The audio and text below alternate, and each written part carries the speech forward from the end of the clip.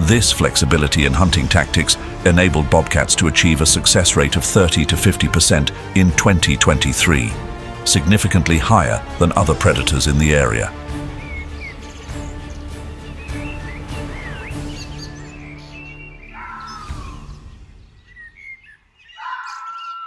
It's not just hunting skills that wildlife needs to survive the challenging environment of Yosemite.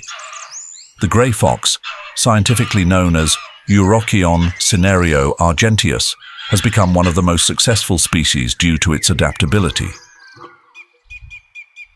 Gray foxes are omnivores with versatile hunting tactics.